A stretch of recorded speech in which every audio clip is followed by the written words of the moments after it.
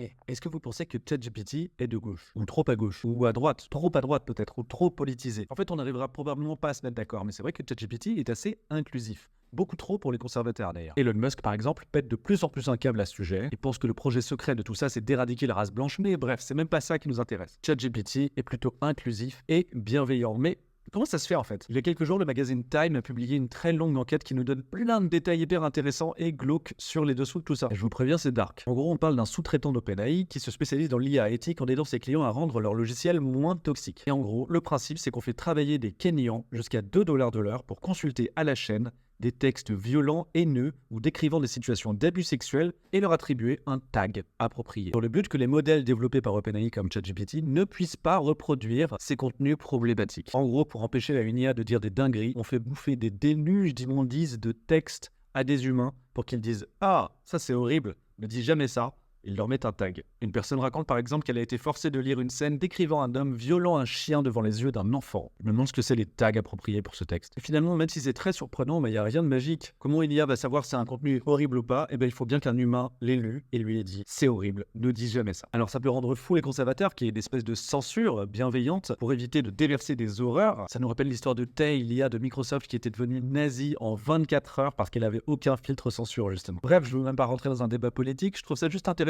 de revenir sur Terre parfois et de se rendre compte que toute la censure imposée aux IA, elle a été faite manuellement en amont par des hommes et des femmes, souvent kenyans, peu payés, on appelle ça des micro-workers, qui ont dû se bouffer des textes horribles pour dire à l'IA « Ah, ne publie jamais ça, ne dis jamais ça, ne choque personne d'autre que moi ». Ça a presque un côté artisanal de construire cette première brique de l'IA. Maintenant, qu'est-ce qui est éthique, qu'est-ce qui ne l'est pas, qu'est-ce qui est inclusif, bienveillant, quels sont les biais des IA, y a-t-il des biais acceptables, d'autres qui ne le sont pas, bref, tout ça, c'est de la politique et des questions finalement presque philosophiques. Et je vous laisse en discuter dans les commentaires. Il y a déjà pas mal d'histoires comme ça et je pense qu'il y en aura de plus en plus à l'avenir, donc abonnez-vous.